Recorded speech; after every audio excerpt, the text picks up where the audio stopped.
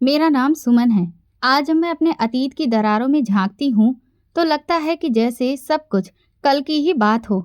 मैं एक साधारण सी मिडिल क्लास फैमिली में पैदा हुई थी, लेकिन मेरा बचपन आम नहीं था। मेरी जिंदगी की सबसे पहली बड़ी बदकिस्मती वो दिन था जब मैंने अपनी माँ को हमेशा के लिए खो दिया। मैं उस वक्त बहुत छोटी थी, इतनी छोटी कि मुझे ये भी समझ में नहीं आता था कि मौत क्या होती है। बस मैं ये जानती थी कि मेरी माँ अब मुझे कभी गोद में नहीं उठाएंगी, कभी भी मेरा माथा चूम कर मुझे सुला नहीं पाएंगी। माँ के जाने के बाद मेरा घर खाली हो गया और मेरे दिल में एक ऐसी कमी पैदा हो गई जो कभी भी पूरी नहीं हो सकती। पापा ने कुछ ही समय के बाद दूसरी शादी कर ली। कहते हैं कि मर्द के लिए अकेलापन काटना बहुत मुश्किल होता है, लेकिन उस वक्त मुझे सिर्फ ये लगा कि शायद पापा ने बहुत ज़्यादा ही जल्दबाजी कर दी। मैं चाहती थी कि वो मेरी माँ को थोड़ा और याद करते, उनके लिए थोड़ा और रो लेते, मगर ज़िंदगी शायद इतनी मोहलत नहीं देती। पापा की नई पत्नी घर आई और ऐसे जैसे किसी ने मेरी ज़िंदगी में एक अजनबी को लाकर बिठा दिया हो। वो मुझे कभी भी अच्छी नहीं लगी। मैं उसकी आवाज़ में माँ जैसी नरमी ढूंढती, मगर कभी नहीं मिलती। उनके हाथों में माँ के जैसी गर्मी तलाश करती, मगर वहाँ एक अजीब सी ठंडक महसूस होती। हो सकता है वो मेरे लिए कोशिश भी करती हो, लेकिन मैं तो पहले ही अपने दिल में उनके लिए सारे दरवाजे बंद कर चुकी थी। धीरे धीरे वक्त गुजरता गया और फिर एक दिन मेरे लिए सबसे नागवार खबर आई। वो माँ बनने वाली थी। मुझे याद है, मैंने उस रात बहुत रो रो कर अपनी माँ को याद किया था। मेरे दिल में डर पैदा हो गया था कि अब पापा का प्यार भी मुझसे छिन जाएगा। कुछ महीनों के बाद वो दिन भी आ गया जब घर में नन्हे मेहमान के रोने की आवाज़ गूंजने लगी थी। सारी फैमिली बहुत खुश थी, लेकिन मेरे लिए वो दिन खुशी का बिल्कुल भी नहीं था। सुमन आकर एक बार अपने भाई को तो देखो, पापा ने मुस्कुराकर कहा। मैं दरवाजे पर खड़ी रही, एक कदम भी आगे नहीं बढ़ी। ये मेरा भाई नहीं है, मैंने अपने दिल ही दिल में कहा। पापा के चेहरे की मुस्कुराहट एक लम्हे को रुकी, लेकिन उन्होंने कुछ भी नहीं कहा। वो चाहते थे कि मैं आगे बढ़कर उस नन्हे से वजूद को अपनी गोद में उठा लूं, मगर मेरे पैर जैसे जमीन से जुड़ गए थे। दिन गुजरते गए और विजय, जी हाँ, उसका नाम विजय रखा गया। वो चलना सीख गया, बोलना भी सीख गया और शायद प्यार बांटना भी। वो मेरे आगे पीछे घूमता रहता, कभी मेरे हाथों को पकड़ लेता तो कभी मेरी फ्रॉक का एक कोना पकड़कर खींचता और कभी कहता, दीदी चलो खेलते हैं ना। लेकिन मैं तो पत्थर की बनी हुई थी। तुम जाओ यहाँ से, अपनी माँ के पास जाओ। मैं अक्सर उसे झिड़क देती। वो एक पल के लिए उदास हो जाता और फिर अगले ही लम्हे हंसकर वापस आ जाता। एक दिन मैं कमरे में बैठी किताब पढ़ रही थी कि विजय अंदर आया। उसके हाथ में एक टॉफ़ी थी, शायद किसी ने उसे दी थी। दीदी, ये आपके लिए है। मैंने बिना देखे ही कहा कि मुझे नहीं चाहिए, तुम खा लो। उसने दोबारा से कहा, लेकिन ये बहुत मीठी है, आप खाओगी तो बहुत खुश हो जाओगी। मैंने किताब बंद की, उसकी तरफ देखा और कहा, मैं ऐसे ही खुश हूँ और मुझे ये नहीं चाहिए। उसने चुपचाप वो टॉफ़ी अपनी जेब में डाल दी, मगर उसकी आंखों में एक सवाल था, शायद ये कि मैं उसे क्यों नहीं चाहती। वक्त के साथ साथ मेरी उससे दूरी बढ़ती गई। मैंने उसे कभी भी भाई की नज़र से नहीं देखा। मेरे दिल में एक पक्का यकीन हो चुका था कि ये मेरे खून का हिस्सा नहीं है, ये मुझसे जुड़ा हुआ नहीं है। शायद मैंने अपने दिल को कठोर कर लिया था, या शायद मैंने अपने अंदर की मोहब्बत को कैद कर दिया था। मेरी दुनिया में उसकी कोई भी जगह नहीं थी। मैं अपने दोस्तों में, अपनी पढ़ाई में, अपनी इच्छाओं में बहुत ज़्यादा व्यस्त हो गई थी, और वो तो शायद बस मेरी दुनिया का एक बेरंग सा कोना था जिस पर मैंने कभी भी नज़र डालने की ज़रूरत महसूस ही नहीं की। अब जब मैं सोचती हूँ तो मुझे लगता है कि शायद वो बच्चा सच में मेरा भाई नहीं था। कम से कम मेरे दिल ने उसे कभी ये अधिकार नहीं दिया, लेकिन वो तो हर हाल में मुझे अपनी दीदी ही समझता था। ये उसका प्यार था या उसकी मासूमियत, मैं आज भी ये फैसला नहीं कर पाती हूँ। मेरी ज़िंदगी का वो वक्त आ गया था जब मेरे लिए एक नया दरवाज़ा खुलने वाला था।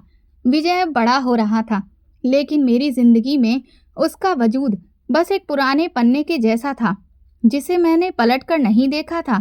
मैं अपनी पढ़ाई पूरी कर रही थी कि फिर मेरे लिए एक रिश्ता आया। वो ना सिर्फ एक बेहतरीन इंसान था, बल्कि आर्थिक तौर पर भी बहुत ज़्यादा मजबूत था। पापा ने तुरंत ही इसीलिए इस रिश्ते के लिए हाँ कर दी। शादी के दिन सब कुछ बहुत ही शानो शौकत के साथ हुआ। एक बड़े से हॉल में ढेर सारी लाइटें जगमगा रही थीं और सारे मेहमान लगातार इतने बेहतरीन इंतजाम को देखकर खूब तारीफें कर रहे थे। मेरे दिल में एक अजीब सा गर्व कर उठने लगा था। पापा और सौतेली माँ एक तरफ बैठे हुए थे। विजय भी नए सूट में कहीं मेहमानों के बीच में घूम रहा था, लेकिन मैंने उसे बहुत ज़्यादा अहमियत नहीं दी। शादी के बाद मैं अपने पति के घर आ गई। पहले दिन ही ऐसा लगा जैसे कि मैं किसी महल में आ गई हूँ। घर के कमरे बहुत खूबसूरत, जिनमें नरम कालीन और लंबे लंबे बड़े पर्दे लगे हुए थे। इतनी खूबसूरत कि दिल करता था कि उन्हें हाथ लगाकर मैं बार बार देखूं। मेरे पति अमित ने कहा कि ये सब तुम्हारा है सुमन, तुम्हें किसी भी चीज़ की कमी नहीं होगी। मैंने हल्की सी मुस्कुराहट के साथ कहा, कमी तो अब जिंदगी में कभी रह ही नहीं सकती। अमित का कारोबार बहुत बड़ा था। वो एक बहुत ही व्यस्त आदमी थे, लेकिन जब भी उन्हें वक्त मिलता तो वो मुझे शॉपिंग के लिए ज़रूर लेकर जाते थे। पहले महीने में ही मेरे पास इतने कपड़े और जेवरात आ गए कि मैंने सोचा कि ये सब शायद ज़िंदगी भर के लिए काफ़ी है। वक्त के साथ साथ मैंने अपने मायके जाना भी बहुत कम कर दिया। एक बार पापा ने फ़ोन किया, बेटी तुम कब आओगी? विजय भी तुम्हें बहुत याद करता है। मैंने मुस्कुराकर कहा, पापा मैं बहुत व्यस्त हूँ, अगले महीने देखती हूँ। लेकिन वो अगला महीना कभी भी नहीं आया। अमित के दोस्त अक्सर हमारे घर पर आते, पार्टी होती और बातचीत में दौलत और बिजनेस का जिक्र भी चलता रहता। मैं खुद को भी इस सब के मुताबिक ढाल चुकी थी। अब मैं अपनी अतीत की जिंदगी को कमतर समझने लगी थी। मायके के बारे में सोचती तो बस यही लगता कि वहां पर सब कुछ आम है, साधारण है, और मेरे लिए वहां पर अब कोई भी रुतबे वाली बात है ही नहीं। यूं ही महीने सालों में बदल गए।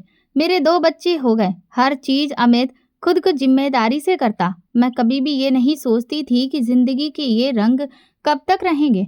मायके से फोन आते तो बस फॉर्मेलिटी से भरी हुई बात होती। विजय का नाम कभी कभी जिक्र में आ जाता और मैं बिना मन के ही सुन लेती। फिर एक दिन खबर मिली कि विजय की शादी होने वाली है। पापा ने फोन पर कहा, बेटी तुम्हें शादी में जरूर आना होगा। बहन की हैसियत से तुम्हारी मौजूदगी बहुत जरूरी है। मैं थोड़ी हिचकिचाहट के बाद हाँ कर दी। शादी वाले दिन जब मैं बच्चों के साथ मायके पहुंची तो घर की हालत देखकर दिल ही दिल में मुझे हंसी आने लगी।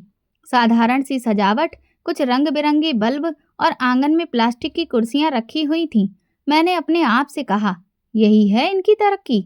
मेरी सौतेली माँ दरवाजे पर खड़ी होकर मेहमानों का स्वागत कर रही थी। मुझे देखकर वो आगे बढ़ी। बेटी तुम आ गई? मैंने भी मुस्कुराकर कहा, जी आ गई। सोचा कि देख लूं आपके बेटे की शादी का सारा इंतजाम कैसा है। उन्होंने मेरी बात का मतलब शायद समझ लिया था, क्योंकि उनकी मुस्कुराहट एक लम्हे के लिए बिल्कुल मंद पड़ गई। शादी के प्रोग्राम में सब साधारण कपड़ों में थे और मैं भारी साड़ी और जेवरातों से लदी हुई चमक रही थी। औरतें मुझे देखकर एक दूसरे से कानों में धीमे धीमे बातें कर रही थीं। मैं जानती थी कि वो क्या कह रही होंगी कि शहर से आई बहन कितनी बदली हुई है। खाने के वक्त मैं आंगन में बैठी हुई थी कि सौतेली माँ पास आकर बोली, बेटी खाना खा लो, तुम्हारे लिए खास तरह के पकवान बनवाए हैं। मैंने हल्की सी मुस्कुराहट के साथ कहा, खास तरह के पकवान तो मैं रोज ही खाती रहती हूँ। आपको पता है हमारे यहाँ तो खाने में इतनी वैरायटी होती है कि ये सब मुझे बड़ा ही साधारण सा लगता है। मेरी बात सुनकर वो चुप हो गईं और मैंने महसूस किया कि मेरी बात उनके दिल पर लगी है। लेकिन मुझे कोई भी परवाह नहीं थी। मेरे लिए तो ये सब बस एक मौका था, ये दिखाने का कि मैं कहाँ से कहाँ पहुँच गई हूँ और वो कहाँ पर रह गई हैं। शादी के बाद जब मैं जाने लगी तो विजय मेरे पास आया। उसके चेहरे पर हल्की सी शर्मिंदगी और खुशी के मिले जुले भाव दिख रहे थे। दीदी थैंक यू जो आप आ गईं। मैं बस फॉर्मेलिटी से कहा, क्या करूं, आना ही पड़ा, बहन हूं। गाड़ी में बैठते हुए मैंने पीछे मुड़कर देखा। आंगन में बल्ब चमक रहे थे और लोग हंसी खुशी विदाई की तैयारी कर रहे थे। मगर मेरे दिल में एक अजीब सा एहसास था, दूरियों का, रूठने का या शायद घमंड का। मेरी जिंदगी में विजय के लिए बस इतनी जगह थी कि कभी कभार फोन आ जाए या कोई शादी ब्याह हो। बाकी वक्त तो मेरी दुनिया में ही, जहां दौलत, सुख सुविधाएं और शान शौकत का राज था। विजय की शादी को कुछ साल गुजर चुके थे। पापा की मौत की खबर आई तो दिल थोड़ा सा दुखी हुआ। मायके गई और सबसे अफसोस के साथ मिली और फिर वहां से वापस आ गई। मैं अपनी जिंदगी में फिर से इस कदर व्यस्त और निश्चिंत हो गई थी कि उसके बारे में शायद ही कभी सोचती थी।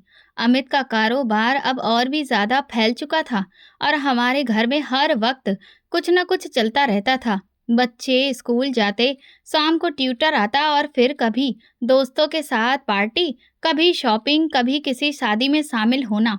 मैं एक व्यस्त और भरपूर जिंदगी गुजार रही थी। मेरे 4 बच्चे थे, 2 बेटे और 2 बेटियां। सबके लिए अलग अलग कमरों में रंग बिरंगे खिलौने, महंगे कपड़े और वो सबसे अच्छे स्कूल में जा रहे थे। सुबह नाश्ते पर अमित कहता, बच्चों के लिए नया कंप्यूटर ले लेते हैं, आजकल तो हर चीज ऑनलाइन होती है। और मैं तुरंत कहती हाँ, और साथ में उनके लिए नया स्टडी टेबल भी। पिछले साल वाले का डिजाइन अब काफी पुराना लगता है। इस सब के बिल्कुल विपरीत विजय की जिंदगी तो कहीं और ही थी। वो शहर के कॉलेज में क्लर्क की नौकरी करता था। उसकी आमदनी इतनी थी कि महीने के आखिर में बड़ी मुश्किल से गुजारा होता। उसके 2 बच्चे थे, एक बेटा और एक बेटी। मैंने कभी उनके स्कूल या पढ़ाई के बारे में कुछ भी नहीं पूछा, लेकिन सुनने में आया था कि वो गवर्नमेंट स्कूल में पढ़ते हैं। कभी कभार किसी प्रोग्राम में उनसे मुलाकात हो जाती तो वो साधारण सी शर्ट और पैंट पहने हुए हल्की सी मुस्कुराहट के साथ आता और मेरा हाल चाल पूछता। एक बार मैंने मजाक में कहा, विजय, तुम्हें भी अपने कपड़ों पर थोड़ा सा ध्यान देना चाहिए। देखो यहाँ पर सब लोग कैसे अच्छे से तैयार होकर आते हैं। वो मुस्कुराकर कहता, दीदी, काम से फुर्सत मिले तो कभी कपड़ों पर ध्यान दूं। मैं बस उसकी बात पर हंस देती और फिर बात बदल देती। मेरी दुनिया और उसकी दुनिया में जमीन आसमान का फर्क था। मैं शॉपिंग मॉल में महंगे ब्रांड के बैग्स खरीदती और वो शायद अपनी तनख्वाह का हिसाब लगाकर सोचता कि घर का राशन पूरा हो पाएगा या नहीं। मैं अक्सर सोचती, ये कौन सा मेरा सगा भाई है, मैं क्यों इसकी फिक्र करूं। मेरे लिए वो बस एक सौतेला रिश्ता था। और बस वक्त गुजरता रहा और हमारे बीच दूरियां बढ़ती ही जा रही थीं। मैंने कभी भी ये कोशिश नहीं की कि उसके हालात बदलने में मैं कोई मदद करूं, और उसने भी कभी कोई शिकायत नहीं की। शायद उसे मेरी फितरत का अच्छे से पता था। फिर एक दिन मैं घर में बैठी हुई बच्चों के साथ खेल रही थी कि तभी फोन की घंटी बजी। नंबर पहचान में नहीं आ रहा था। कॉल उठाई तो एक गंभीर सी आवाज में एक औरत बोली, नमस्ते, आप विजय की बहन बोल रही हैं? मैंने चौंक कर कहा, जी, क्या हुआ? उनकी आवाज भारी हो गई। मैडम, विजय का एक्सीडेंट हो गया है और अब वो नहीं रहे। मेरे हाथ से फोन फिसलते फिसलते बचा। मैं कुछ लम्हे के लिए खामोश हो गई। उस औरत ने फिर कहा, हम अस्पताल में हैं, आप आ सकती हैं तो आ जाइए। मैंने बस हाँ कहा और फिर फोन बंद कर दिया। अमित कमरे में आए और बोले, क्या हुआ? मैंने धीरे से कहा, विजय मर गया है।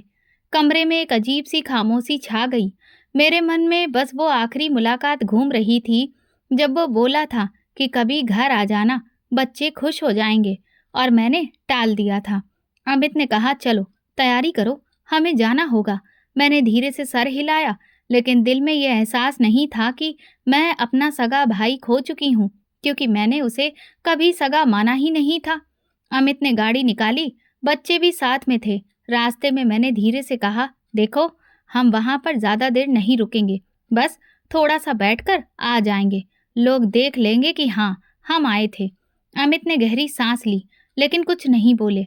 जब हम विजय के घर पहुंचे तो आंगन में लोग जमा थे। औरतें एक तरफ, मर्द दूसरी तरफ। रोने धोने की आवाजें आ रही थीं। मैं अंदर कदम रखी तो कुछ औरतें उठकर खड़ी हो गईं। किसी ने कहा, अरे, बहन आ गई है। कोई बोला, भगवान हिम्मत दे, बहन भाई का रिश्ता बहुत ही अनमोल होता है। मैंने आंखों में हल्का सा पानी लाकर सर झुका लिया, जैसे कि बहुत बड़े सदमे में हूँ। सौतेली माँ एक कोने में बैठी हुई थी, आंखें लाल, चेहरा सफेद पड़ा। मुझे देखते ही धीमी आवाज में बोली, बेटी, भगवान हम सबको हिम्मत दे। मैंने हाँ में सर हिलाया और उसके पास बैठ गई। कुछ देर बाद एक औरत मेरे पास आकर बोली, बहन, आपके भाई के घर में तो कई दिन से रोटी के लाले हो रहे हैं। आपकी विधवा भाभी और बच्चे इस वक्त बड़ी मुश्किल में हैं। मैंने तुरंत जवाब दिया, अरे नहीं बहन, मैं तो उन्हें पैसे देकर अभी कुछ ही दिन पहले वापस गई हूँ। पिछले हफ्ते ही तो कुछ रकम पकड़ाई थी। उस औरत ने कहा, अच्छा, तो शायद हमसे ये बात छुपाई होगी। मैंने फिर बात बदल दी और कहा, हाँ, ऐसे हालात में लोग सबको हर बात नहीं बताते। मेरे ये शब्द सिर्फ झूठे थे। सच्चाई ये थी कि मैंने विजय के घर को महीनों से देखा तक नहीं था और किसी भी माली मदद का तो सवाल ही पैदा नहीं होता था। लेकिन वहां बैठे हुए मैं ये जताना चाहती थी कि मैंने अपने बहन होने का फर्ज बहुत अच्छे से निभाया है। कुछ वक्त गुजारने के बाद मैं बच्चों को लेकर वापस आ गई। रास्ते में अमित ने कहा, सुमन, तुम्हें पता है उनके हालात बहुत खराब हैं। मैंने कंधे उचकाकर कहा, हाँ, लेकिन मैंने उन्हें कुछ पैसे दिए थे। अब इससे ज्यादा और कुछ करना मेरे बस में नहीं है। अगले दिन सुबह का वक्त था। मैं नाश्ते की तैयारी में लगी हुई थी कि तभी दरवाजे पर हल्की सी दस्तक हुई। नौकर को आवाज दी, देखो कौन आया है। कुछ पलों के बाद नौकर आया, बोला, मैडम, बाहर एक बच्चा खड़ा है, कहता है कि आपसे मिलना चाहता है। मैं बाहर गई तो देखा विजय का बेटा रुद्र खड़ा हुआ था। उसका चेहरा पीला, कपड़े पुराने और मिट्टी में सने हुए थे। हाथों में एक छोटा सा बैग था जो खाली लग रहा था। बुआ, उसने धीमी आवाज में कहा, हमें खाने के लिए कुछ दे दीजिए, बहुत भूख लगी है। मैंने हैरत से पूछा, तुमने अभी तक नाश्ता नहीं किया?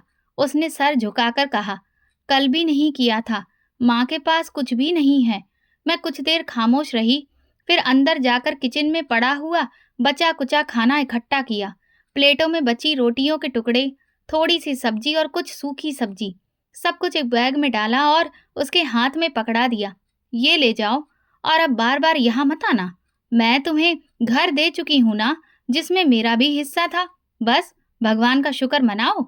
मेरी आवाज में बहुत ही सख्ती थी। वो बस बैग को देख रहा था, जैसे ये भी उसके लिए किसी खजाने से कम नहीं है। मैंने कहा, जाओ और सीधे घर जाना। वो सर हिलाकर चल पड़ा। मैं दरवाजे पर खड़ी उसे देखती रही। उसके छोटे कदम धीरे धीरे गली में आगे बढ़ रहे थे और मेरे मन में बस एक ख्याल था कि ये सब कहीं उसकी आदत ना बन जाए।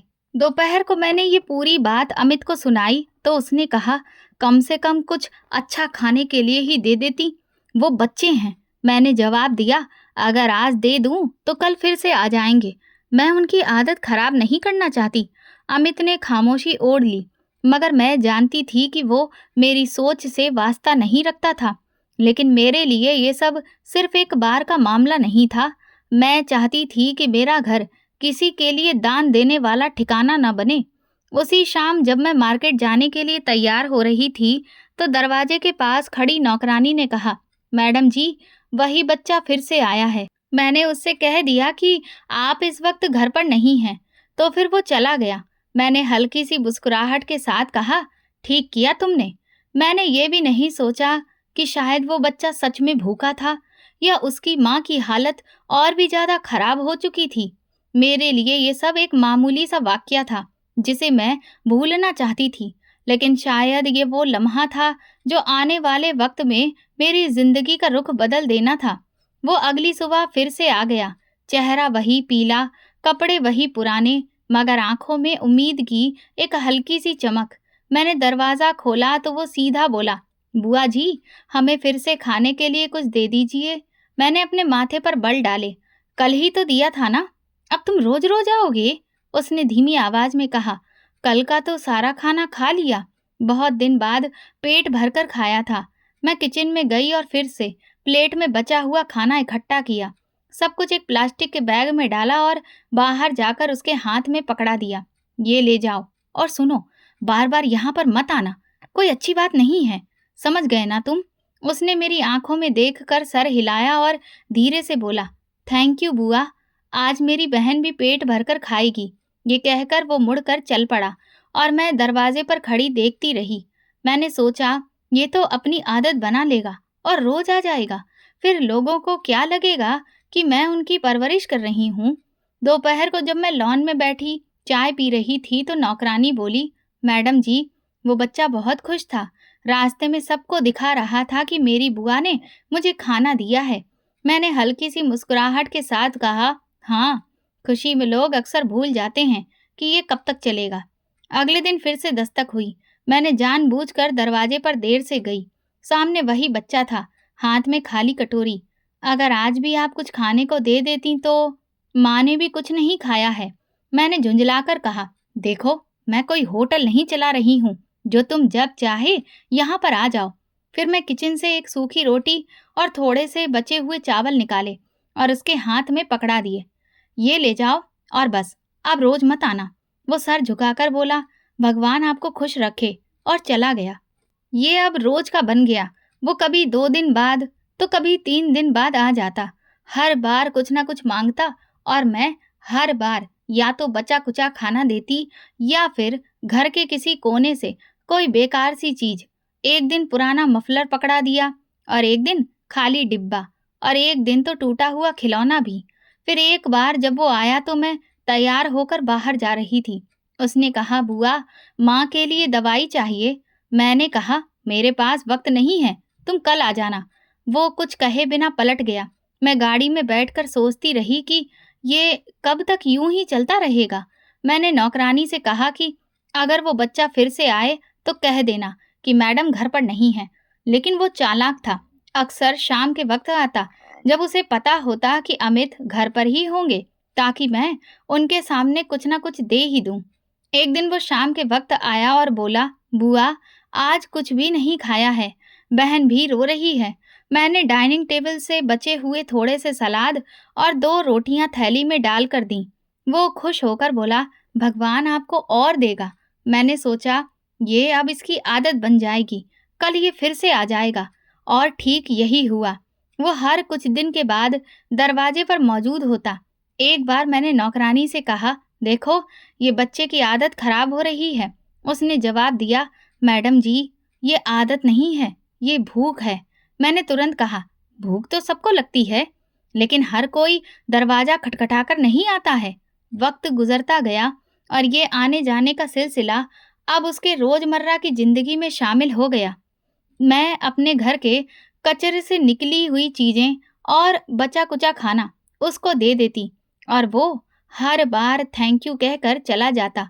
मेरे लिए ये बस एक साधारण सी बात थी, लेकिन उसके लिए शायद हर बार एक उम्मीद। कुछ दिन तक वो बच्चा नहीं आया। मैंने सोचा शायद उसने समझ लिया है कि यहाँ पर बार बार आना ठीक नहीं। लेकिन एक सुबह जब मैं नाश्ता कर रही थी तो दरवाजे पर जोर से दस्तक हुई। नौकरानी ने आकर, मैडम जी, वही बच्चा आया है, मगर आज वो कुछ घबराया हुआ लग रहा है। मैं बाहर गई तो वो तेज तेज सांस लिए खड़ा था, आंखों में नमी और आवाज कांप रही थी। बुआ, मम्मी की तबीयत बहुत खराब है। डॉक्टर ने कहा है कि तुरंत दवाई लानी है। हमारे पास एक भी पैसा नहीं है। मैंने अपने हाथ बांधकर कहा, तो इसमें मैं क्या करूं? मेरा काम है क्या हर बार तुम्हारे घर का खर्च उठाना? उसने दोनों हाथ जोड़ लिए।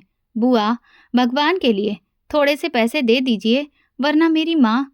उसकी आवाज रुक गई। मैं फिर गुस्से से बोली, ठीक है, रुको। फिर अपने पर्स से 100 का एक पुराना नोट निकाला जो किनारे से फटा हुआ था। ये लो और सुनो, अब बस बार बार ये ड्रामा नहीं चलेगा। उसने नोट हाथ में लिया और तुरंत भाग गया। मैं अंदर आकर बैठी और सोचा, ये लोग बीमारी का बहाना बनाकर मुझसे पैसे निकलवाने का हुनर जानते हैं। कुछ देर बाद जब मैं किचन में थी तो फिर दरवाजे पर दस्तक हुई। इस बार मैंने खुद जाकर दरवाजा खोला। सामने वही बच्चा, मगर इस बार चेहरा और भी ज्यादा सफेद और होंठ सूखे हुए। बुआ, ये नोट नहीं चल रहा है। दुकान वाले ने कहा है कि ये फटा हुआ है, प्लीज कोई दूसरा दे दीजिए। मैं उसके हाथ से नोट छीन कर कहा, तो क्या मैंने तुम्हारे घर का खर्च उठाने का ठेका लिया हुआ है? तुम्हें शर्म नहीं आती बार बार यहाँ पर आकर मांगते हुए? उसने कुछ कहने की कोशिश की, मगर मैंने जोर से कहा, चुप हो जा, और फिर एक जोरदार थप्पड़ उसके गाल पर जड़ दिया। वो बेचारा पीछे हट गया। आंखों में आंसू आ गए, लेकिन उसने कुछ भी नहीं कहा। मैंने दरवाजा बंद करते हुए कहा, दफा हो जाओ यहाँ से और दोबारा नजर भी नहीं आना। नौकरानी कोने में खड़ी ये सब कुछ देख रही थी। धीरे धीरे बोली, मैडम जी, वो बच्चा बहुत मजबूर लग रहा था। मैंने हाथ के इशारे से उसे खामोश कर दिया। मुझे किसी के ड्रामे पर यकीन नहीं। शाम को जब अमित घर आया तो नौकरानी ने उसे सारी बात बता दी। अमित ने मुझसे कहा, सुमन, तुमने उसे थप्पड़ मार दिया, तुम्हें पता भी है कि वो किस हाल में आया था? मैंने कहा, हाँ, मारा। ये सब पैसे निकलवाने के तरीके होते हैं। अमित ने मायूसी से सिर हिलाया। कभी कभी इंसान को दूसरों की मजबूरी के बारे में भी सोचना चाहिए। अगले दिन वो बच्चा नहीं आया, दूसरे दिन भी नहीं। तीसरे दिन दोपहर को नौकरानी ने कहा, मैडम जी, मोहल्ले में सुनने में आया है कि उसकी माँ की हालत और ज्यादा बिगड़ गई है। कोई डॉक्टर भी नहीं बुला पाया। मैंने बस इतना कहा, जो होगा सो होगा, ये तो सब किस्मत का खेल है। अगली सुबह मैं नाश्ते की टेबल पर बैठी थी कि दरवाजे पर हल्की सी दस्तक हुई। नौकरानी जाकर देखी और तुरंत वापस आकर बोली, मैडम जी, मोहल्ले में रहने वाली मौसी आई हैं, कुछ जरूरी बात करनी है। मैंने सर हिलाकर कहा, उन्हें अंदर भेज दो।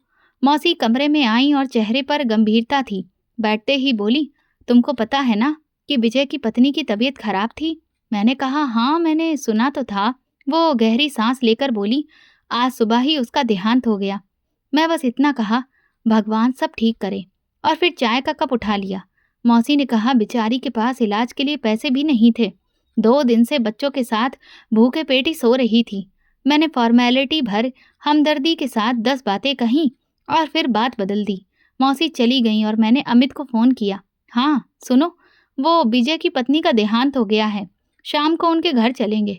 अमित ने कहा, ठीक है, लेकिन देखो, ये बच्चे अब बिल्कुल अकेले हो गए हैं, उनका कोई भी सहारा नहीं है। मैंने जवाब दिया, भगवान खुद ही उन्हें सहारा देगा, इसमें भला हम क्या कर सकते हैं। शाम को हम उन लोगों के घर गए। घर में खामोशी पसरी हुई थी और कोने में 2 छोटे बच्चे बैठे थे।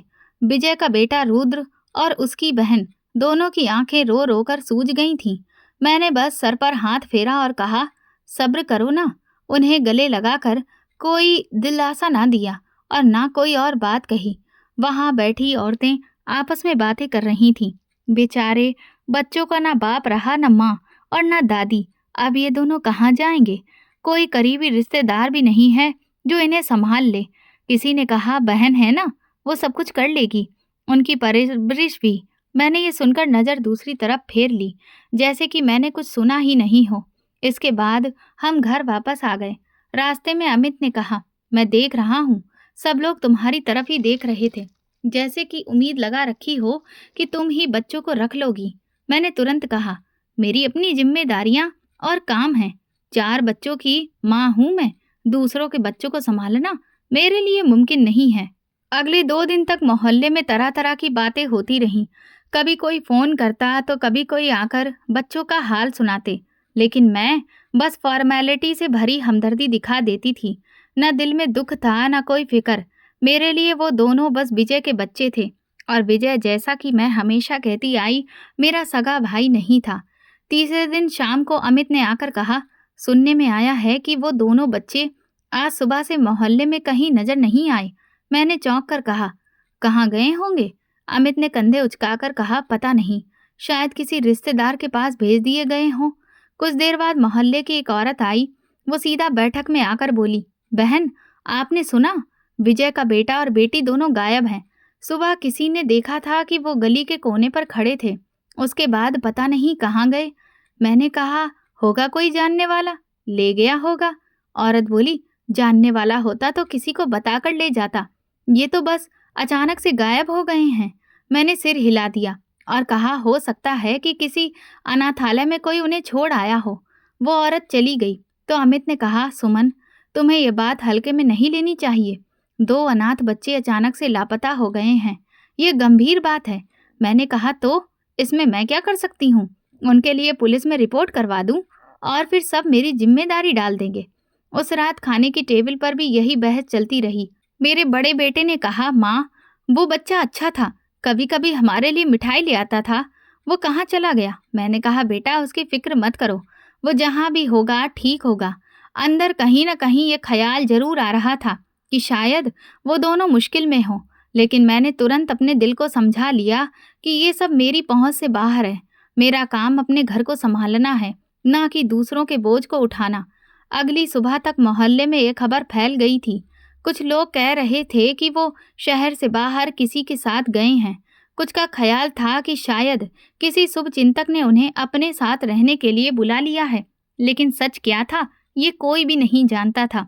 मैंने इस सब पर भी कोई खास ध्यान नहीं दिया और अपने मामलों में व्यस्त रही, जैसे कि ये सब मेरा मसला ही ना हो। लेकिन ये बात खत्म नहीं हुई थी, बल्कि ये तो उस कहानी के एक और मोड़ की शुरुआत थी। उन बच्चों के गायब होने के कुछ ही महीने बाद मेरी जिंदगी ने ऐसा मोड़ लिया, इसके बारे में मैंने कभी सपने में भी नहीं सोचा था। अमित के बिजनेस में अचानक से गिरावट आ गई। पहले तो मैं इन सब चीजों को मामूली समझ रही थी, मगर धीरे धीरे हालात बिगड़ने लगे। एक के बाद एक उनके ऑर्डर कैंसिल हो रहे थे और जो पेमेंट थे वो भी रुक गए। कर्ज देने वाले लोग ऑफिस के बाहर आकर खड़े रहने लगे। अमित घर आकर अक्सर खामोश रहते। एक रात मैंने कहा, क्या हुआ है, आप इतने खामोश क्यों रहते हो? उन्होंने गहरी सांस ली और बोले, बिजनेस में बहुत बड़ा नुकसान हो गया है, लाखों रुपए का माल फंसा हुआ है। मैंने कहा, ठीक है, फिर और पैसा लगाकर अच्छे से संभाल लो। वो तीखे लहजे में बोले, और पैसा कहाँ से लाऊं? बैंक का लोन तो अलग से है और सप्लायर वो भी अलग से पैसों को लेकर दबाव बना रहा है। कुछ दिन बाद एक बैंक का नोटिस आ गया। मैं परेशानी में बोली, ये क्या है? अमित ने जवाब दिया, ये घर भी अब शायद बेचना पड़े अगर हालात संभल नहीं सके। दबाव बढ़ता गया। वो रातों को जागने लगे। खाने पीने की तरफ भी ध्यान कम हो गया। एक सुबह मैंने देखा वो कमर पकड़कर सोफे पर बैठे हुए थे। चेहरा पसीने में भीगा हुआ था। मैं घबराकर बोली, क्या हुआ? वो धीमी आवाज में बोले, मेरे सीने में बहुत दर्द हो रहा है। हम उन्हें तुरंत अस्पताल लेकर गए, लेकिन वहां पहुंचते पहुंचते उनका हाथ मेरा हाथ छोड़ चुका था। डॉक्टर ने बाहर आकर बस इतना कहा, हार्ट अटैक से उनकी मौत हो गई है। उस लम्हे जैसे मेरा सारा संसार टूट गया। कल तक जो इंसान हर जरूरत पूरी करता आ रहा था, आज वो खुद इस दुनिया से जा चुका था। घर में एक अजीब सी खामोशी छा गई। मेरे दोनों बेटे अब जवान थे, लेकिन ना तो पढ़ाई पूरी कर पाए थे और ना ही उनमें कोई हुनर था। मैंने उनसे कहा, कम से कम कोई छोटा मोटा काम ही शुरू कर दो। बड़ा बेटा बोला, माँ, ये सब मेरे बस की बात नहीं है। छोटे बेटे ने भी कंधे उचकाकर पल्ला झाड़ लिया और कमरे में चला गया। मेरी बेटियों के रिश्ते भी आने शुरू हो गए थे, लेकिन हर बार रिश्ते वाले एक ही सवाल करते, दहेज कितना दोगी? और मेरा जवाब खामोशी होता। एक दिन एक अच्छा रिश्ता आया, मगर उन्होंने साफ कहा, हमें घर का सारा फर्नीचर और कुछ जेवर भी चाहिए। मैं बड़े ही दुखी होते हुए बोली कि मेरे पास कुछ भी नहीं है। रिश्ता वहीं पर खत्म हो गया। मेरे मन में एक एक मंजर वापस घूमने लगा था। वो फटा नोट, वो थप्पड़ और रुद्र की आंखों के सवाल। मैं खुद को झटकने की कोशिश करती, लेकिन यादें मेरा पीछा ही नहीं छोड़ रही थी। दोपहर तक कुछ खाने को नहीं था। मैं सोफे पर बैठी खाली पेट देख रही थी। बेटियां किचन से आकर बोली, माँ, क्या हम आज कुछ भी नहीं पका रहे हैं? मैंने कहा, आटा नहीं है और ना ही सब्जी है। मेरे अंदर एक अजीब सा एहसास पैदा हो रहा था, जैसे कल तक मैं दूसरों को देने से कतरा रही थी, आज हालात ने मुझे इस मुकाम पर लाकर खड़ा कर दिया था। शाम को मैं एक कप चाय के लिए पानी गर्म कर रही थी कि एक पुराना वाकया फिर से मेरे मन में आ गया। वो वक्त जब मोहल्ले की औरत ने कहा था कि बहन, आपके भाई के घर तो रोटी के लाले हैं, और मैंने झूठ बोल दिया था कि मैं तो उन्हें पैसे देकर ही आई हूँ। अब लगता था कि जैसे जिंदगी मुझसे हिसाब ले रही है। मैं भूखी बैठी थी और अतीत के हर लम्हे का बोझ मेरे दिल पर उतर रहा था। उसी दिन दोपहर का वक्त था। मैं आंगन में पुराने कपड़े तय कर रही थी कि बाहर से एक गाड़ी के रुकने की आवाज़ आई। ये कोई आम गाड़ी नहीं थी। इंजन की भारी आवाज़ और ब्रेक की हल्की चिड़चिड़ाहट ने अंदाज़ा दे दिया था कि ये कीमती गाड़ी है। मैं चौंक गई, क्योंकि हमारी गली मोहल्ले में ऐसी गाड़ियां कम ही आती थीं। मैंने अपने माथे पर बल डालते हुए कहा, होगा कोई इधर, पता पूछने के लिए आया होगा। लेकिन जैसे ही दरवाजे के पास पहुंची, कदम रुक गए। सामने खड़ा इंसान लंबा चौड़ा, शानदार सूट पहने, पॉलिश किए हुए जूते और आंखों में भरोसा और आत्मविश्वास लिए खड़ा था। मगर वो चेहरा मैं देखते ही तुरंत पहचान गई। ये विजय का बेटा रुद्र था। वही रुद्र जो बरसों पहले फटे कपड़ों में खाली हाथ मेरे दरवाजे पर आया करता था, मगर अब वो पहचान से बाहर हो गया था। उसने मुस्कुराते हुए कहा, बुआ, अंदर नहीं बुलाओगी? मेरे होंठ सूख गए। कुछ लम्हों के लिए मैं बोल ही नहीं पाई, बस उसको देखती रही, जैसे दिमाग भरोसा ही नहीं कर पा रहा था कि ये वही है। वो 2 कदम आगे बढ़ा और बोला, बुआ, मैं ही हूँ, आपके भाई विजय का बेटा। मैंने हल्की सी आवाज में बोली, रुद्र, तुम यहाँ कैसे? उसने हंसते हुए कहा, गाड़ी में आया हूँ बुआ, पैदल नहीं। और ये सवाल बाद में, पहले मुझे अंदर तो आने दीजिए। मैंने दरवाजा धीरे से खोला। वो अंदर जाकर आंगन में रुक गया, नजरें चारों तरफ दौड़ाईं, जैसे अतीत का नक्शा मन में ताजा कर रहा हो। यही वो घर है ना बुआ, जहाँ मैं कभी मांगने के लिए आता था? खैर, इस बारे में बाद में बात करेंगे। मैंने कहा, बैठो, मैं पानी लाती हूँ। किचन में गई तो हाथ कांप रहे थे। गिलास में पानी भर रही थी, मगर कुछ छलक गया। खुद को संभाल कर वापस आई तो वो सोफे पर बैठा मुस्कुरा रहा था। बुआ, आप कैसी हैं? मैंने धीरे से कहा, ठीक हूँ। और तुम? उसने हंसते हुए कहा, मैं भी ठीक हूँ, बल्कि बहुत अच्छा हूँ। और आज आपसे मिलने आया हूँ, एक खास मकसद से।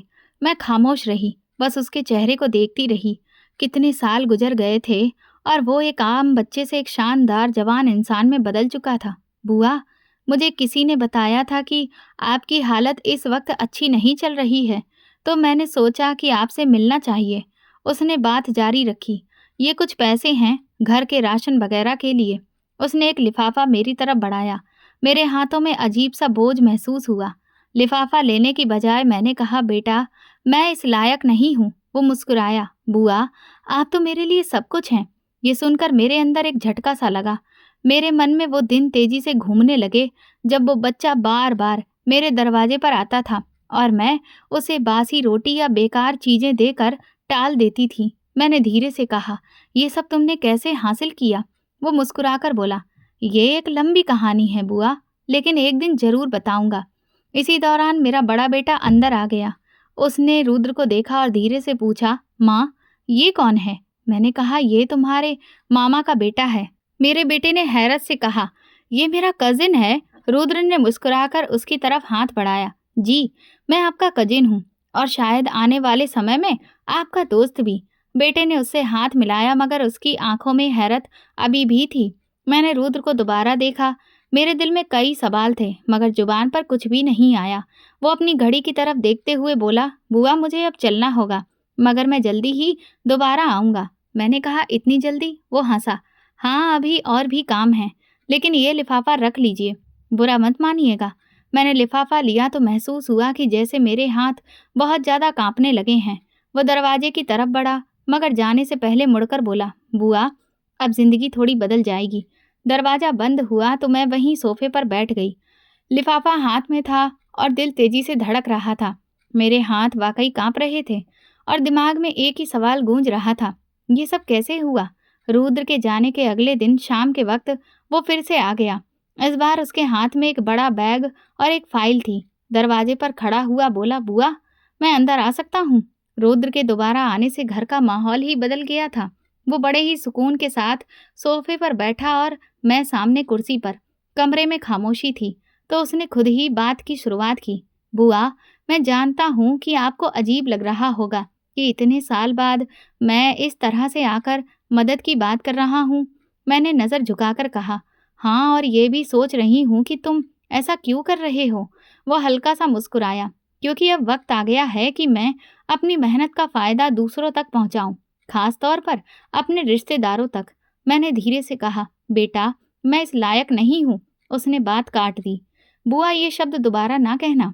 आप जानती हैं, आपने ही मुझे सिखाया है कि पैसा कितना कीमती होता है। मैं चौंक गई, ये तुम क्या कह रहे हो? वो बोला, जी हाँ, जब मैं आपके दरवाजे पर आता था और आप कभी मुझे बासी खाना, कभी बेकार चीजें देती थीं, तब मैं सोचता था कि अगर मेरे पास पैसा होता तो मैं अपनी माँ और अपनी बहन और खुद को इस हालत में कभी नहीं देखता। मेरे होंठ सूख गए, मगर मैंने पूछा, तुमने ये सब याद रखा? उसने सर हिलाया, याद रखा, लेकिन नफरत के लिए नहीं, बल्कि सबक के लिए। मैंने दिल में तय कर लिया था कि एक दिन ऐसा मुकाम बनाऊंगा जहां किसी के सामने कभी भी हाथ ना फैलाने पड़े। मैं पानी का गिलास उसके सामने रखा, हाथ मेरे कपकपा रहे थे। बेटा, तुमने उस वक्त बहुत कुछ बर्दाश्त किया, मैंने तुम्हारे लिए कुछ नहीं किया। वो हल्की हंसी हंसा, शायद अगर आप कुछ कर देती तो मैं मेहनत का मतलब नहीं समझता। बुआ, मैं ये सब दिखाने के लिए नहीं आया हूँ कि मैं कहाँ पहुँच गया हूँ। मैं आया हूँ ताकि मैं आपको बता सकूँ कि बुरा वक़्त कभी भी हमेशा एक जैसा नहीं रहता और अच्छे वक़्त में दूसरों को याद रखना चाहिए। मैंने धीरे से कहा, लेकिन तुम्हारा दिल कभी नहीं चाहा कि मेरा सामना करके कहो कि देखा, तुमने मुझे दुत्कारा और आज मैं कहाँ पर हूँ? वो गंभीर लहजे में बोला, चाहा था, मगर फिर सोचा कि इससे क्या ही फर्क पड़ जाएगा। बदला लेकर मेरे दिल को कभी भी सुकून नहीं मिलेगा। मेरे कानों में उसके शब्द गूंज रहे थे। हाँ, आपने कठोरता दिखाई, मगर इस कठोरता ने मुझे तैयार कर दिया। मैंने धीरे से कहा कि तुम्हें लगता है कि मैंने ये जानबूझकर किया? वो मुस्कुराकर बोला, शायद नहीं, लेकिन जिंदगी का सबसे बड़ा सबक मुझे वही दिन दे गया। इस दौरान मेरी छोटी बेटी ट्रे में चाय ले आई। रुद्र ने चाय का कप लिया और बोला, बुआ, मैं आपके लिए कुछ इंतजाम करना चाहता हूँ। घर के कागजात में कुछ काम करने हैं। कर्ज के बारे में वकील से बात भी कर ली है और कुछ रकम भी रखी हुई है ताकि आपका राशन महीने भर के लिए हो जाए। मैंने तुरंत कहा, ये सब जरूरी नहीं है, तुम खुद के लिए रखो। उसने नरमी से कहा, बुआ, ये सब करने से मेरे पास कुछ कम नहीं हो जाएगा, बल्कि दिल का बहुत बोझ हल्का होगा। चाय पीते हुए मैंने सोचा कि ये सब एक चाल भी हो सकती है। शायद ये मुझ पर अपनी कामयाबी का बोझ डाल रहा था कि मैं महसूस करूं कि अतीत में मैंने कितना गलत किया। मेरे दिल में ये ख्याल भी आया कि कहीं ये बदला लेने का कोई नया तरीका तो नहीं है। वो कुर्सी से उठा और फाइल मेज पर रखते हुए बोला, मैं कल दोबारा आऊँगा ताकि हम बाकी कागजात देख लें। मैंने उसके जाने से पहले कहा, बेटा, क्या तुम सच में ये सब दिल से कर रहे हो? उसने मेरी आंखों में देखकर कहा, जी, दिल से। वो बाहर गया, गाड़ी में बैठा और चला गया। मैं दरवाजे पर खड़ी देर तक देखती रही। घर के अंदर जाकर मैंने लिफाफा खोला। इसमें इतनी रकम थी कि कई महीनों का खर्च निकल सकता था। मैं तो पेपर पर बैठी थी, हाथ में लिफाफा लिए सोच रही थी कि ये सब मदद है या कोई खामोश बदला। मेरे दिल में सुकून भी था और एक अजीब सा डर भी, जैसे आने वाले दिनों में कोई बड़ी बात होने वाली हो। मेरे हाथ दोबारा कांपने लगे। बाहर गली में गाड़ी का शोर दूर होता जा रहा था और कमरे में अजीब सी खामोशी भर गई। इस खामोशी में अतीत के वो सारे लम्हे लौट आए जब मैंने दरवाजा बंद करके एक बच्चे को वापस भेजा था। अगले दिन शाम के करीब रुद्र फिर आ गया। इस बार उसके हाथ में कोई कागज या बैग नहीं था, सिर्फ एक सुकून से भरा चेहरा और हल्की मुस्कुराहट थी। दरवाजे पर खड़े हुए उसने कहा कि आज कुछ जरूरी बात करनी है। मैंने अंदर आने का इशारा किया। वो सोफे पर बैठ गया और सीधा मेरी आंखों में देखते हुए बोला, आप जानती हैं मैं आपसे मिलने क्यों आया था? मैंने नज़र झुका ली। शायद इसलिए कि तुम दिल का बहुत हल्का बोझ करना चाहते थे, या फिर बदला लेने के लिए? वो मुस्कुराकर सिर हिलाने लगा। नहीं, बदला नहीं। बदला लेने से सिर्फ दिल काले होते हैं, और मैं तो कुछ और ही सोच कर आया था। मैंने सवालिया नज़र से देखा। उसने धीरे से कहा, मेरी माँ जब बीमार थी तो अक्सर कहती थी, बेटा, अगर तुमने कभी अपनी बुआ के साथ वैसा ही किया जैसा उसने तुम्हारे साथ किया है तो फिर तुम दोनों में फ़र्क नहीं रहेगा। मेरा दिल ये सुनते ही जोर से धड़क उठा। वो बात जारी रखे हुए था, मम्मी का देहांत हो चुका है, लेकिन मैं अक्सर सपने में उन्हें देखा करता था। वो कहती थी कि बेटा, नफ़रत का जवाब मोहब्बत से ही देना, बुराई का जवाब बुराई से नहीं बल्कि अच्छाई से देना। मैंने गहरी सांस ली। तो तुम्हें मुझसे कोई शिकायत नहीं? वो हल्के से हंसा। शिकायत थी, लेकिन अब नहीं, क्योंकि वक्त ने सिखाया कि रिश्ते सिर्फ खून के नहीं होते, दिल के भी होते हैं। मेरे होंठ कपकपाने लगे। मैंने कहा कि मैं तुम्हें उस वक्त पहचान तक नहीं पाई, तुम्हें ठुकराया, तुम्हारी मदद नहीं की। उसने नरमी से कहा, उस वक्त आपका दिल शायद बंद था, लेकिन आज मैं चाहता हूँ कि वो खुल जाए। मैंने दोनों हाथ जोड़कर कहा, बेटा, मुझे माफ़ कर दो, मैं बहुत शर्मिंदा हूँ। वो तुरंत उठा, मेरे पास आया और दोनों हाथों से मेरे हाथ पकड़कर बोला, बुआ, मैंने दिल से आपको माफ़ कर दिया। मेरी आंखों से आंसू बहने लगे। उसने कहा कि मैंने ये भी तय किया है कि अब आपके घर में कभी भी रोटी के लाले नहीं होंगे। मैंने चौंक कर कहा, वो कैसे? वो मुस्कुराकर बोला, क्योंकि बुआ, आपका यह बेटा अब डिप्टी कमिश्नर है। मेरे दिमाग में जैसे एक जोरदार झटका लगा। मैं अविश्वास से बोली, डिप्टी कमिश्नर? वो हंसकर बोला, जी हाँ, और मेरे पास जो कुछ भी है वो सब मैंने अपनी मेहनत से ही हासिल किया है। मैंने धीरे से कहा, तो तुम मेरी मदद करोगे? वो मजबूत लहजे में बोला, ये मदद नहीं, अधिकार है, रिश्ते का अधिकार। मैं शर्मिंदा होते हुए बोली, बेटा, तुम्हारी माँ अगर आज जिंदा होती तो शायद वो मुझसे बात तक नहीं करती। वो बोला, नहीं बुआ, वो कहती कि तुमने आखिरकार अपना दिल बड़ा किया, कमरे में खामोशी छा गई। मैं बार बार उसके चेहरे को देखती रही। उसकी आंखों में कोई घमंड नहीं था, बस एक सुकून और नरम एहसास था। उसने कहा कि मैं चाहता हूँ कि आप आज के बाद अतीत को पीछे छोड़ दें। मैंने कहा कि मैं कोशिश करूंगी बेटा। वो उठकर जाने लगा, लेकिन जाते जाते बोला, याद रखिए, रिश्ते यहाँ होते हैं। उसने अपने सीने की तरफ इशारा किया, और जब दिल में जगह दे दी जाए तो सब कुछ बदल जाता है। मैं दरवाजे पर खड़ी उसे जाते देखती रही। उसकी गाड़ी गली से निकल गई, मगर उसके शब्द मेरे दिल में गूंज रहे थे। अब आपके घर में कभी रोटी के लाले नहीं होंगे। अगले दिन रुद्र सुबह ही आ गया। उसके हाथ में 2 कप कॉफी थी। दरवाजे पर खड़े हुए बोला, बुआ, आज आपको अपनी कहानी सुनाने आया हूँ। मैंने कहा, कहानी? वो हंसकर बोला, जी, ताकि आपको पता चले कि माँ की मौत के बाद हम कहाँ गए और कैसे यहाँ तक पहुँचे। हम दोनों सोफे पर बैठ गए। उसने धीरे धीरे बात शुरू की। बुआ, माँ के देहांत के बाद मैं और मेरी बहन गली में बैठे रो रहे थे। ना तो खाने के लिए कुछ भी था और ना रहने के लिए जगह। उसी वक्त एक बुजुर्ग आए, साधारण कपड़ों में, चेहरे पर अजीब सी चमक थी। उन्होंने पूछा, बेटा, तुम दोनों यहाँ पर क्यों बैठे हो? मैंने बताया कि हम अनाथ हो गए हैं और हमारा कोई सहारा नहीं है। मैं खामोशी से सुनती रही। वो हमें फिर अपने घर पर लेकर गए। उनके कोई बच्चे नहीं थे। उन्होंने कहा, आज से तुम दोनों ही मेरे बच्चे हो। बुआ, उन्होंने हमें ऐसा प्यार दिया जैसा कि माँ बाप भी नहीं देते। स्कूल में हमारा एडमिशन करवाया, अच्छी पढ़ाई लिखाई कराई, खाना दिया, कपड़े, हर बेहतरीन चीज़ दी। मैंने धीरे से कहा, और तुमने मेहनत भी की होगी। वो हंसकर बोला, जी बुआ, मैं दिन रात मेहनत करता रहा। मैंने माँ से भी वादा किया कि एक दिन मैं कामयाब होकर दिखाऊंगा। उसने आगे बताया कि मैट्रिक में मेरे अच्छे नंबर आए, फिर आगे हर एग्ज़ाम में मेरी पोजीशन आती रही। वो बुजुर्ग हमेशा कहते कि बेटा, मेहनत करके तुम इस देश के बहुत बड़े अधिकारी बनोगे।